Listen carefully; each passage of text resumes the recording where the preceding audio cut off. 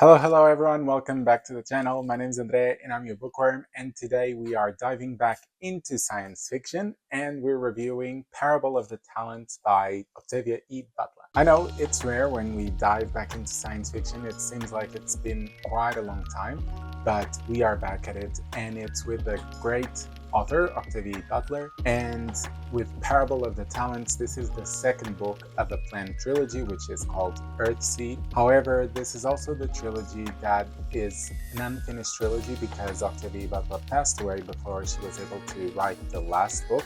So this technically is the last book of the trilogy, even though it is the second one. For the ones that don't know, I have read and reviewed the first book in this trilogy, which is called Parable of the Sower. So if you are wondering what this story is about or how it scores, just check on the cards or the thumbnail and you'll be directed to it, and then you can come back and see how I liked or disliked this one. So Parable of the Talents is a dystopian novel, and it was written in 1998. And remember this detail because this detail will be very important for the review that is to come. The year after it, in 1999, this book got the Nebula Award for Best Novel, and so far on Goodreads this book has over 73,000 ratings with an average score of 4.32 out of 5. And this actually makes me realize that in the past months I've been reading a lot of books whose scores on Goodreads are always above 4.2 or 4.3, which is really good. It means that I'm reading a lot of good quality books, or at least that a lot of people think are good, which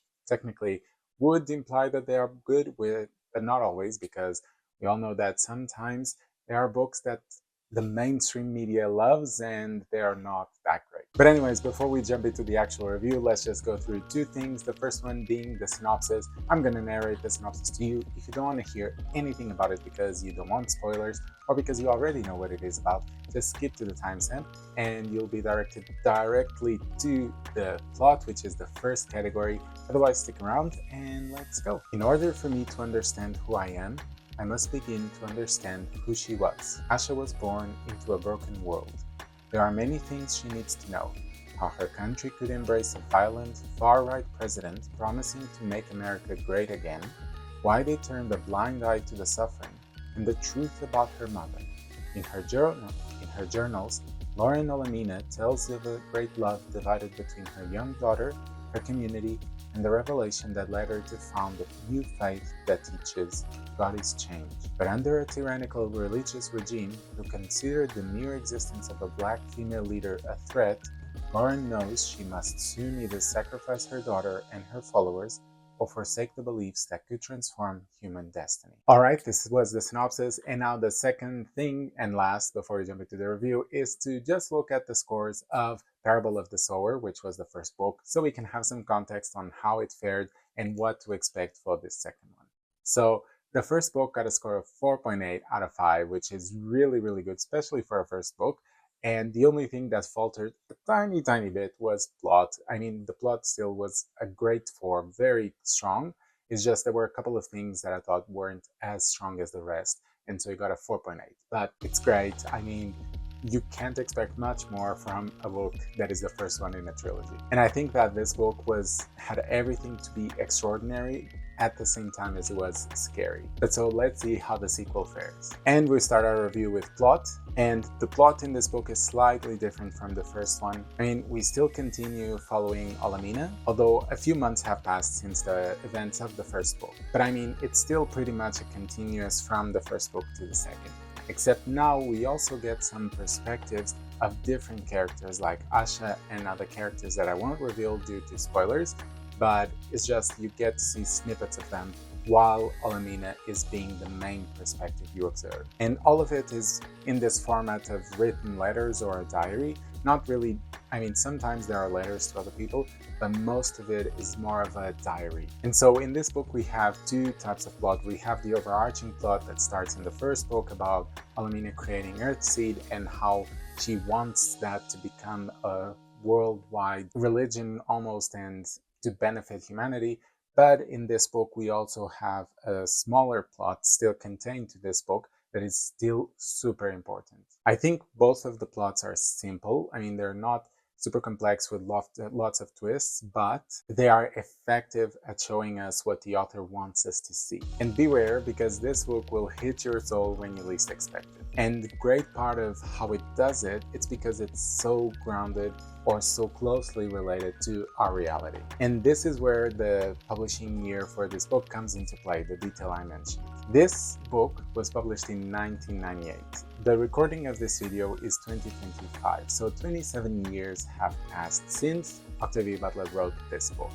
However, the events that happen in this book couldn't be closer parallels of what is happening today. Octavia Butler was able to predict with scaring accuracy what the US would look like in terms of climate change, politics, crime, corruption, you can name it, and it'll be very close to what is happening nowadays. And I think that adds a completely different layer to the book that you usually don't get, because usually you are abstracted from our world, and you're supposed to be abstracted from our world in this one. However, because of the way things turned out, you're actually reading something that became very, very close to what is happening today. And I know this is also related with the writing style, but I think this detail is so important for the plot to be effective to the reader. Of course, we also still have parts that are a bit more fantastical lore fictional, but overall it's good. And of course, we still have plot twists, although I wouldn't say they are mind-blowing, but they are still able to make you gasp or be shocked, because they will not come in a predictable way. So for this category, it's going to be a 5 out of 5. Our next category is characters, and be ready to have your heartstrings pulled at any minute. And to be honest, also be angry at the characters for doing certain things that they do. Octavia Butler was able to create such compelling characters with so many great backgrounds that you can't help but understand them all, and also understand things they do, even if you don't agree on why they're doing it. But be ready, because at the same time that Octavia Butler is able to give you compelling characters, she will also give you brutality to them. Some trigger warnings should come with this book, because yes, there are a lot of things that are very triggering and honestly shocking, because they show pretty much how far humans can go. And in my opinion, I truly believe that anything that happens in this book could 100% happen in our world if the circumstances were set right. The development of Olamina was also one of the best character works I've seen in a long time. Not only from the first book, but mostly in this second, which is a lot subtler, but you can see how she changes as the book progresses, and how she kind of forgets her goals or the things she said in the past or what her priorities were.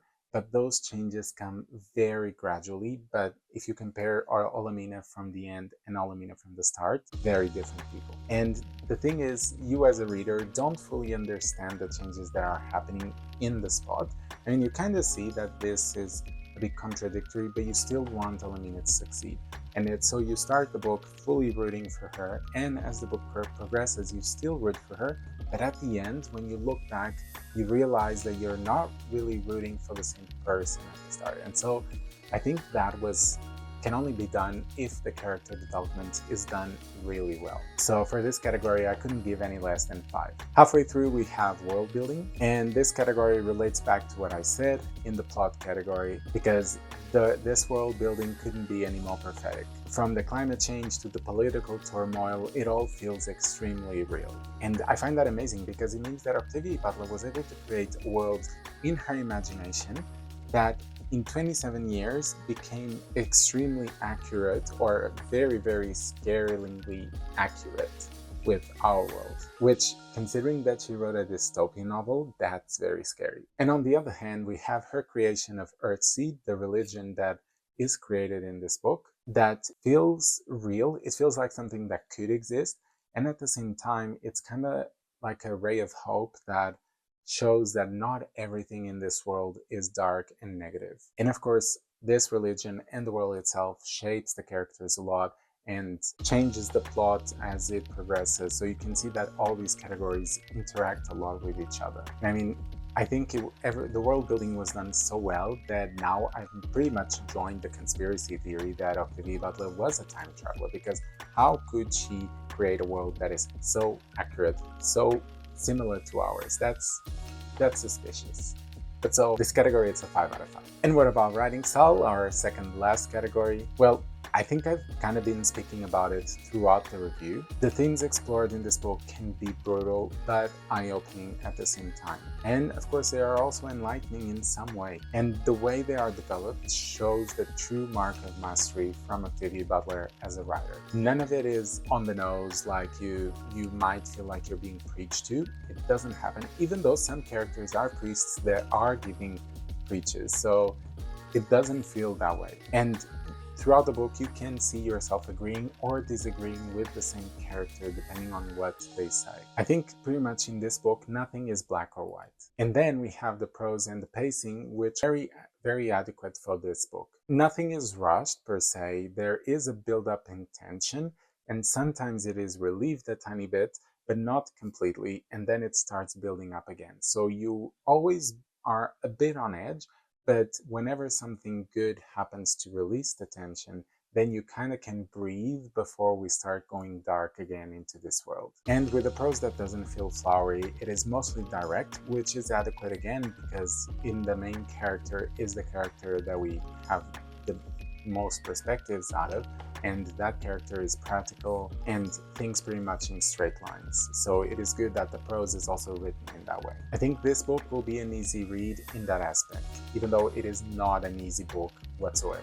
But so for this category, I'm gonna give it 5 out of 5. And our last category, which is enjoyment, I'm gonna say what I said regarding the first book, or what I said in the review of the first book, which is, it feels weird to say that I enjoyed reading this book, but the truth is that I really enjoyed it. Not because of the violence or the brutality or like those shocking moments, but because of all of what made me feel. I was completely ensnared and I was just keep reading it even though things weren't happy and I was feeling sadder and sadder about the characters. Maybe this is masochistic of me and maybe you'll think this book does not seem like it's my type of book because it seems like it's very sad or very dark. But I can also say that this book was able to reframe my mindset in many different ways. And I enjoy when a book is capable of doing that to me. So for this category, it's going to be a 5 out of 5 as well.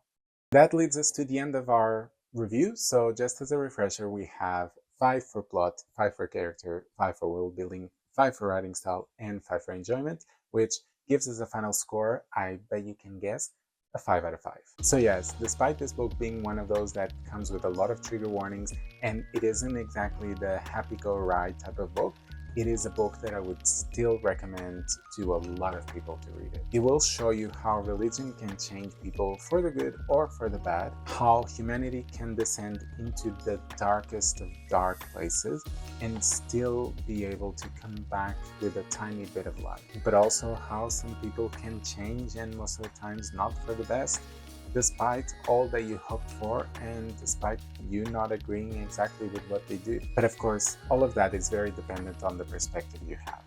For me, this book has a higher score than the score on Goodreads, which means I think much better than other people on Goodreads. But of course, this book is also very confronting, very dark, so I understand a lot of people starting to read it and be like, whoa, this is a lot for me, I cannot handle it, I don't like it. But what do you think? Let me know. Have I convinced you to read it? Comment down below if you've read it or not. What do you think of this book? And yeah, let's start a chat about it. And if you're new, don't forget, subscribe, like the content, and I'll see you on Thursdays and Fridays, I guess, right? All right, see you soon.